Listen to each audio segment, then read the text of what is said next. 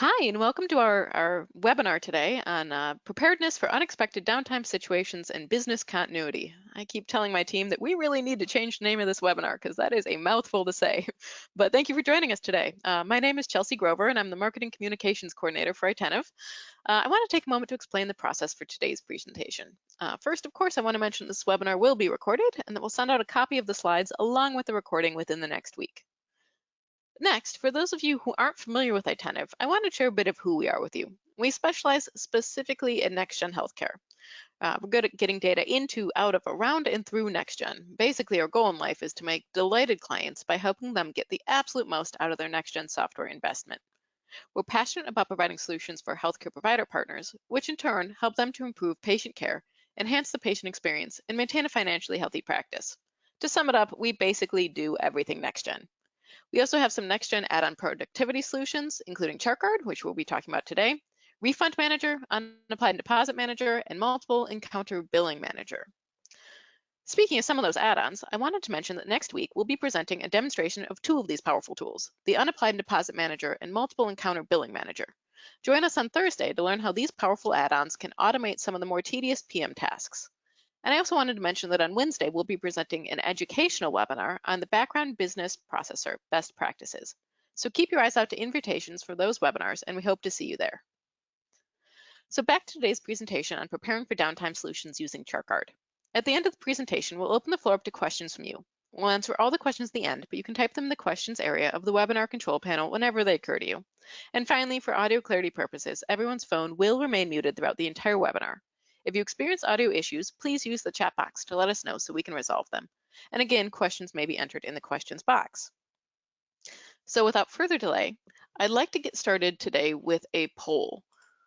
We have, give me a second here to launch it.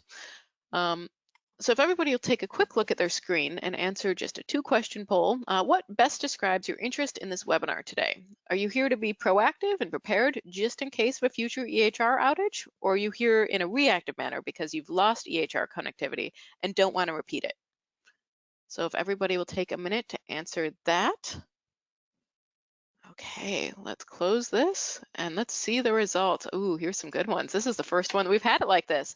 Everyone here today is proactive. You're here just to be prepared just in case for future EHR outage. So bravo for you to be so proactive in joining us today. So let me launch the next one. Okay, this one has a few more options, but it's still a pretty easy question. Finish this sentence. If we lost connectivity to our EHR, would patient care be impacted? Workflow minorly disrupted? Everything would come to a screeching halt? Possibly could lose billing, or it would impact our productivity. So you can select all that would apply for you on this one.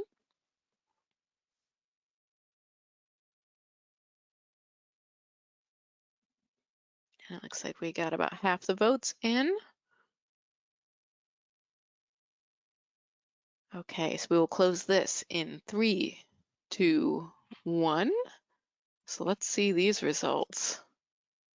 Okay, so it looks like we're pretty split between patient care would be impacted and it would impact our productivity along with the other ones as well. So thank you all for joining us and sharing your experiences and reasons for being here today. So with that, let's go ahead and let me introduce the presenters. Tom Seco is Attentive's Business Development Manager and subject matter expert on the product. And Joseph Schultz is Vice President of Product Solutions, which means that he and his team are the people that actually built this powerful add-on and thus is going to be in a great position to demonstrate it. So Tom, I'm going to pass it off to you. Feel free to get started when you're ready. All right, thank you very much, Chelsea, and thank you everyone for joining our webinar today about accessing your patient records during an unexpected system outage. This is the agenda that we'll cover today. You'll gain an understanding of why practices invest in this type of solution. We'll talk about EHR dependencies. We'll talk about how ChartGuard works.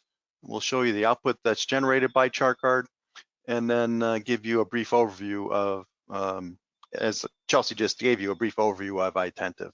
And then we'll answer any questions that you have as well. So what we're talking about today is downtime situations and unplanned outages. There was a survey conducted back in 2014 where the survey had said that there's 96% of the institutions that reported in the survey reported at least one unplanned downtime situation, and 70% had at least one unplanned downtime situation that lasted 8 hours or more. So it does occur out there. It does occur for extended periods of time as well. So today's discussion is simply to talk about a business continuity solution that ensures that you have availability of your patient charts during an EHR downtime situation. We all know that our EHR systems are based on complex technology, that we have servers and we have workstations, we have tablets, we have scanners, we have local area networks, we have T1 lines, we have VPNs, we have wireless routers, wireless base stations, we have fiber lines, internet connections, power systems, cooling systems, all of these component hardware pieces, but then there's also software that runs behind each one of these as well. So it can be very complex. It is very complex. And if we lose any one of the components from a hardware perspective or a software perspective, it can cause us to have a hiccup in our EHR system and lose connectivity. And when we lose connectivity, it impacts our practice. It impacts our health center. As you mentioned, quality of care can be impacted because we don't have access to the patient's health record, and we may not recall all of their history. So then when that starts to happen, we have to start asking questions, and maybe we have to start asking a lot of questions, and that can lead to taking more time than usual. And when we take more time than usual, that can lead to lower productivity. So when that happens, we can lose revenue because we have to maybe turn away patients, or because patients are leaving because the wait is taking longer than what they expected. So all of these components can play together and cause significant impacts to our business. Because we've become so dependent on technology and it nearly works all the time for us, we tend to put how outages occur in the back of our mind and not really think about it. So what can cause us to have an issue like an issue with any one of the components that I had mentioned in the previous slide? And what I typically do is go out and take a look at outages that have occurred over the past year or so and start to document those. This is kind of a synopsis of what I've gathered over the past couple of years. And you'll see here, when the outage occurred, who it occurred to, what the cause was, what the effect was, the duration of it, and the type that occurred. And the point of the slide is really just to say things do occur. They occur out of our control, and they occur for many different reasons. They can happen because they're mechanical. It can happen because there's computer hardware-based issues. There's software-based issues. Some causes are done by nature, obviously with storms. And some are caused by humans, people with good intentions who just make mistakes, or people with bad intentions who want to cause disruption and chaos. So really regardless of what the cause is, the primary cause, computers can be inaccessible because of these situations, and we can lose our connectivity.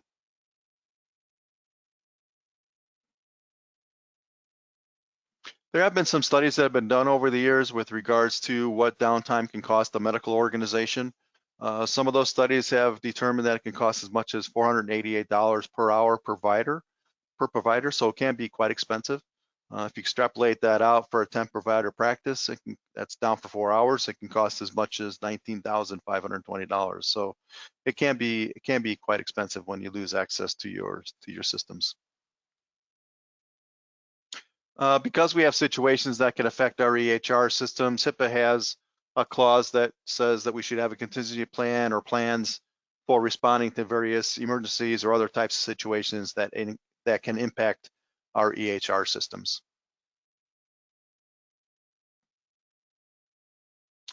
So when we lose our access to our EHR system, what are some of our options when dealing with an outage like this? Well, we could temporarily close the practice for a period of time. We can implement redundant technologies, so we could add more servers, we could add additional network, another data center, could add another power system, another cooling system.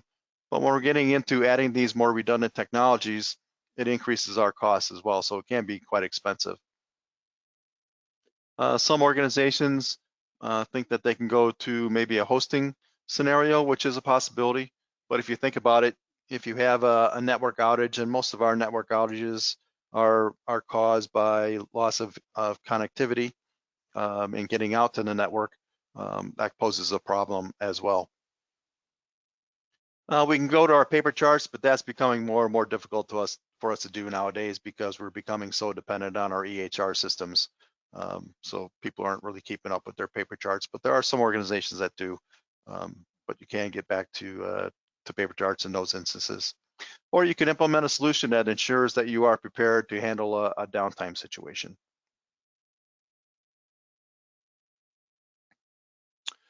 So as we reflect on just what I talked about, that our systems are complex, that our systems are dependent on many components, that downtime is caused by unexpected events which are beyond our control.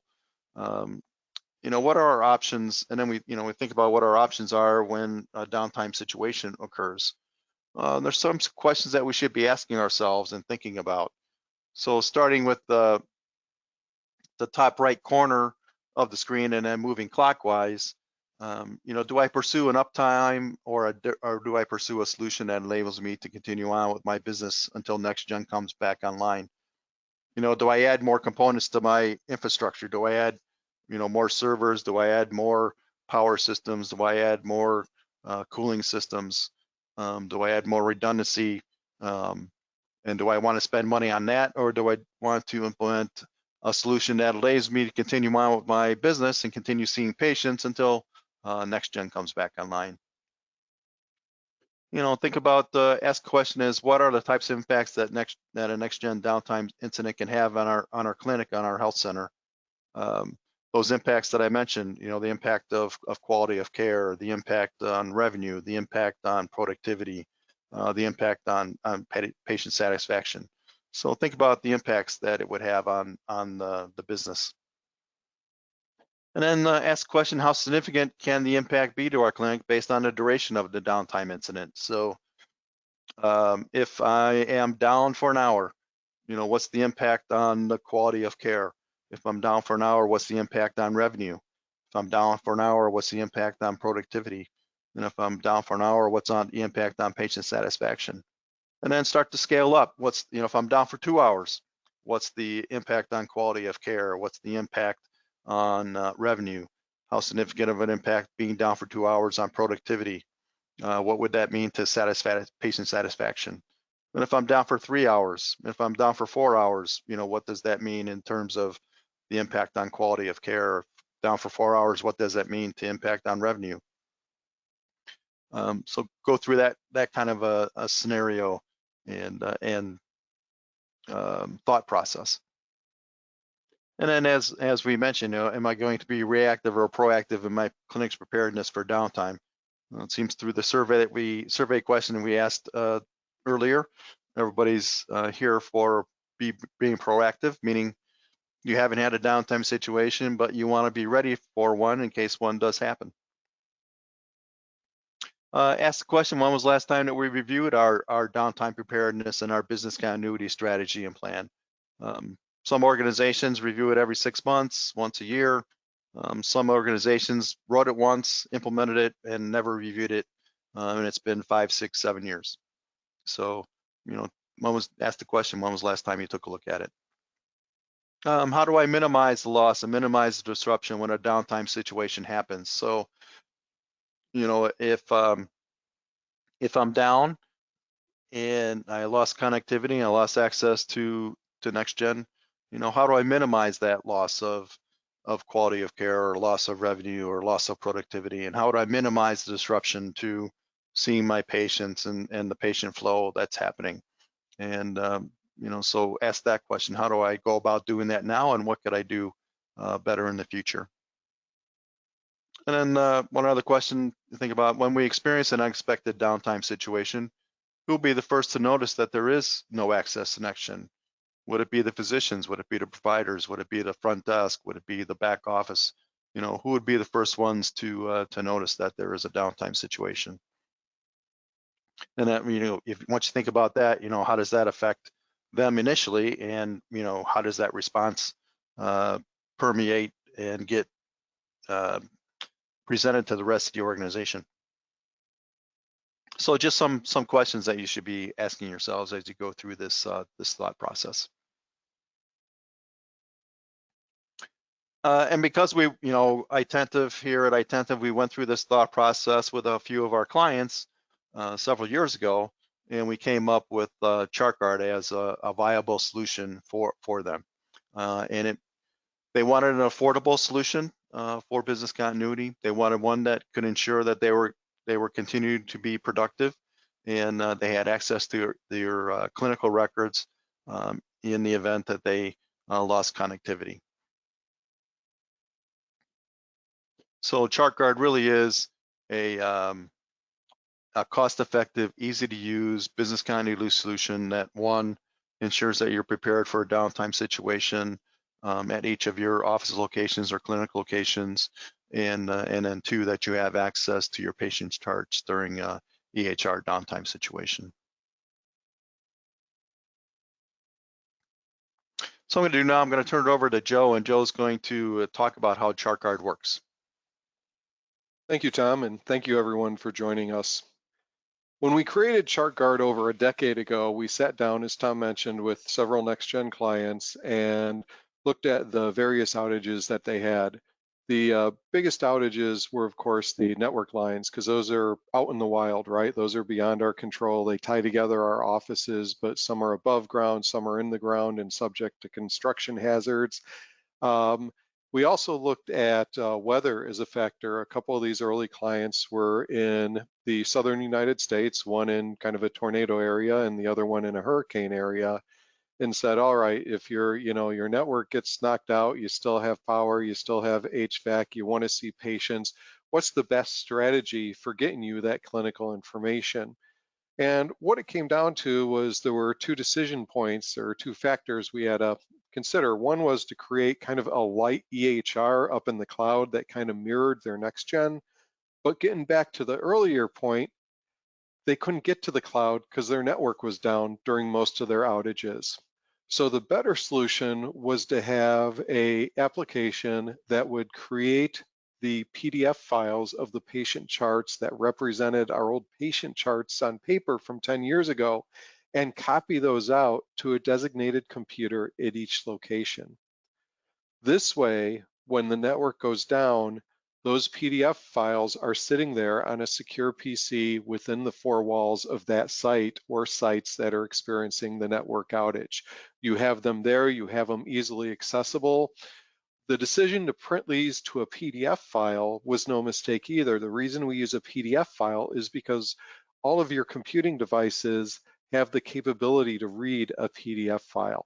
So obviously your PCs, your laptops, your tablets, your phones, your other mobile devices, iPads and such can all read PDF files. The other great thing about PDF files is they print out really well in addition to being available electronically. So it truly is what you see is what you get. So if you pull up the PDF file and put it to paper, it'll look like it does online. Now, how does all this infrastructure work? What we do is we set up a ChartGuard engine, and that's in the center of this diagram that we're looking at. And that engine will be located relatively close network-wise to your EHR server. And what it'll do each night is wake up, look at your appointment schedule for the next several days out, determine the patients that are coming in, what locations they're coming into, and the data you've selected to have in these PDF files. It then starts executing and creating a PDF file representing that portion of the patient history you desire and pushes it out to each location where the patient is scheduled to present. So that way you have it there when the network goes down. All this happens automatically overnight. Now we get the question, well, what if the network outage spans a couple days, or what if the Other outage spans a couple days. Well, that's the reason we do several days worth of charts at once. So we look at that appointment schedule for several days out. We produce the charts for several days out. The exact count of the days really depends on your scenario and your implementation of ChartGuard. But the great thing is, these are out there again within the four walls of each of your locations. If the network is up within those locations, you have the option to create shortcuts on each of the devices that the clinicians use so they can get to that secure folder. If the network's not up within those the four walls of that location, you can simply print them to paper. What most clients do is on the computer that hosts the PDF files that are the patient charts, you'd go ahead and pull them up and print them out to paper around the time the patient's going to present. Now, how do you know when that time is? Because we also give each location an appointment listing. So you know who's coming in when, so you don't have to dump the entire day's worth of appointments to paper up front. So it's on site at each location. You have two options to use it. You can either pull up the PDF file if the local network is up electronically, or you can go ahead and print those to paper from that computer that is going to host those PDF files that represent the patient charts.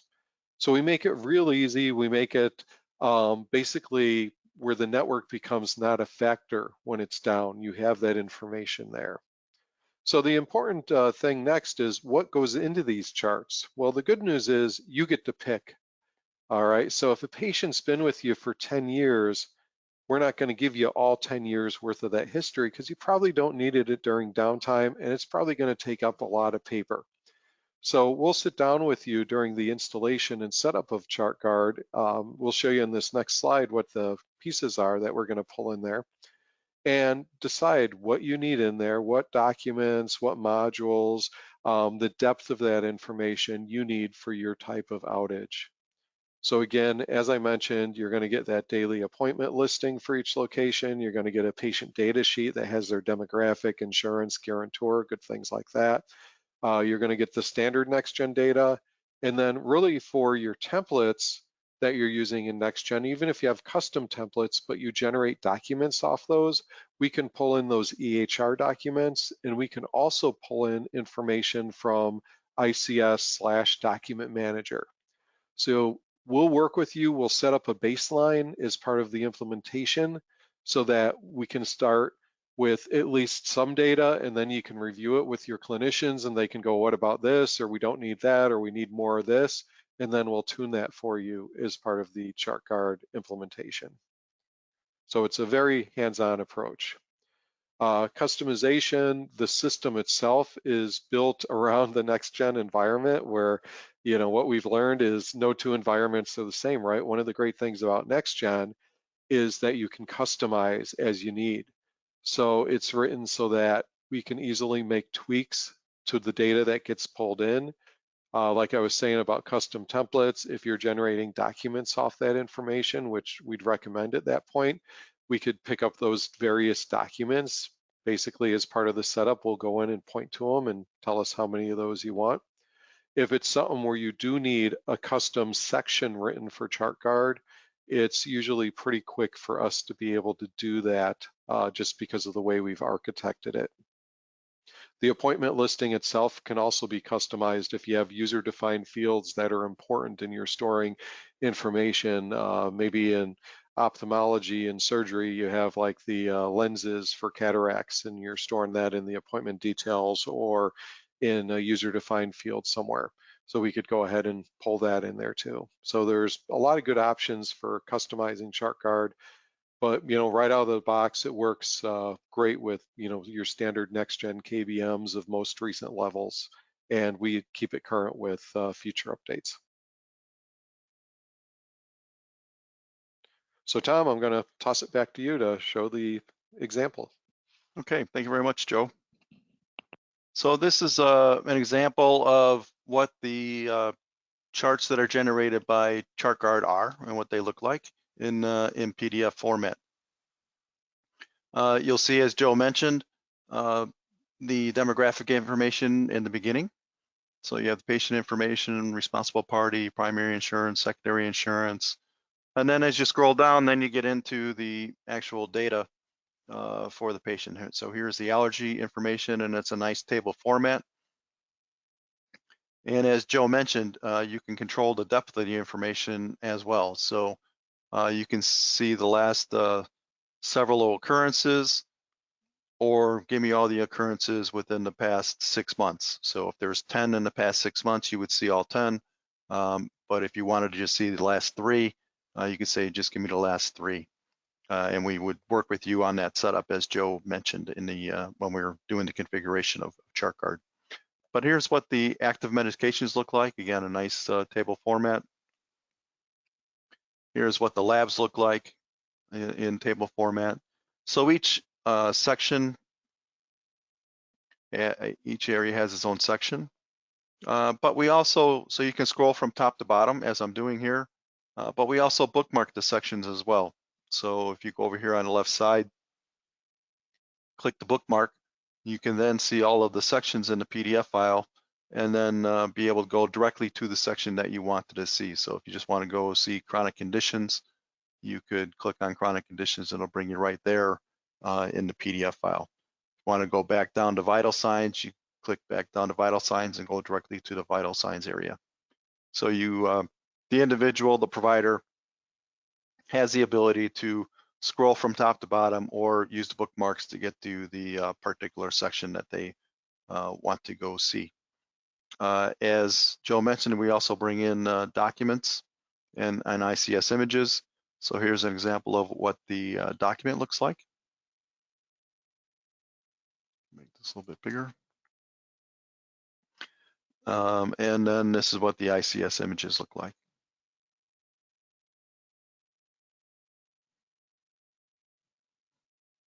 So very easy to navigate the PDF file and the information that's in there.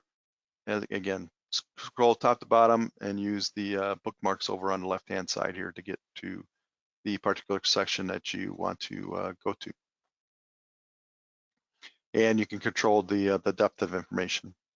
Let me show you what the appointment listing looks like, so you get an idea what that is. As Joe mentioned, we generate a appointment listing for each location.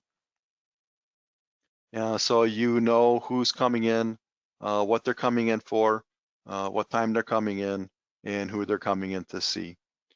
So this is very useful and for the front desk when the individuals are coming in. And like I said, this will be generated for each location. Okay, so that's what that looks like. This is just a client of ours who is an orthopedic practice in Tennessee. Took the time to write us a quick email about their experience using ChartGuard. They're a fairly large organization now. They're about 20 locations and have been using ChartGuard for several years now. But after they purchased ChartGuard and implemented it, about 6 months after they implemented it, they had an outage at their 2 largest clinic locations. And prior to implementing ChartGuard, what they would typically do when they lost connectivity, to a clinic, they would turn away patients. And with ChartGuard being implemented now, they're able to see their patients with minimal disruption using the appointment listing and the PDF files that are generated by ChartGuard. And in this particular case, they were able to keep the clinical side functioning while their IT team was working to bring NextGen back online. And as you can see from the quote here, their physicians were quite pleased with the ChartGuard implementation.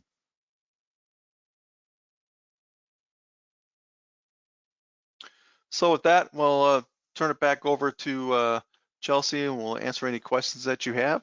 As far as next steps go, if you have any questions or need any clarifications on anything that you had seen or heard during this webinar, give us a call. If you think about those questions after we get done answering questions here immediately. If you would like to have a more in-depth discussion about ChartGuard and how it would fit within your organization and how it would fit with your current processes, my information is up here and Joe's contact information is up here. give us a call and we can schedule a call to talk with you. Great. Thank you so much, Tom, and thank you, Joe. And again, thank you everybody for joining us today. If you have questions, please feel free to ask. We only have a couple of them, so we have time to answer them all. I'm just going to go through them in the order that we received them. So first question, we're an OBGYN practice, so we have a lot of OB patients that might not be scheduled in the next few days. Is it possible to include them in these exports as well? I'll go ahead and take that one. That's a great question. And yes, we have done customizations for OB practices where if a patient is marked as pregnant, we will continue to generate their charts along with the people who have appointments, because if someone's pregnant, an appointment could come at any time. Great, thank you, Joe. Next question. We have NextGen that's hosted in the cloud. Can we still use ChartGuard? Yes, you can. You can use ChartGuard whether you host NextGen in-house or in the cloud. Depending on your hosting provider, we can work with them to put it into the data center alongside your NextGen EHR server. We do have a couple clients who decided they wanted ChartGuard on site and just to go over the network to the data center, so that's an option too. Great, thank you, Joe. Next question. How do we protect the charts when they're on a computer at our practice? When we implement ChartGuard with you, we have a set of guidelines for the computer at the practice, and the basics of it are, obviously we want to make sure if we're putting the charts out there that the hard drive is encrypted.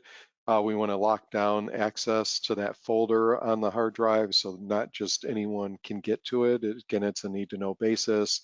And you want to turn on your Windows file system auditing, which will track who touches what file. And there's some things clients have done on top of that, but that's kind of the entry point that we recommend. Perfect, and it looks like this may be our last question, but we'll hang on for another minute just in case somebody's in the middle of typing. How long does it take to implement? Implementation of ChartGuard really goes at your speed. We'll do a kickoff call within a week or two of signing the agreement, and we'll work with your IT to get ChartGuard installed. So if they want to move fast, the installation normally takes about 90 minutes to get set up. If they, have to procure a server or something to run it on, then, we'll work with them on their time frame. Normally what most clients do is they may have a server that's doing work during the day but is available at night, and that would be a good candidate to load the ChartGuard engines onto. So, we'll move as quick or as slow as you need to based on your current needs. Okay, perfect. Well, it looks like that's all the questions that we've received, but if you think of any questions or if you're just too embarrassed to ask at the moment, first know that there are no stupid questions. We were happy to answer all the questions. You see both Tom and Joe's information up on the screen. You can feel free to reach out to either of them directly. You can always reply back to the emails that I send, like the follow-up link that I'll be sending in a couple of days here to the recording, any of our future webinar invites, basically any way that you can get a hold of us, we're happy to help, so don't hesitate to ask.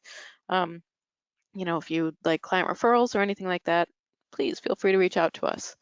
And thank you all for joining us today, and I hope that we see you at some of our webinars next week. Thanks, everyone. Have a great day. Thank you very much, everyone. Thank you.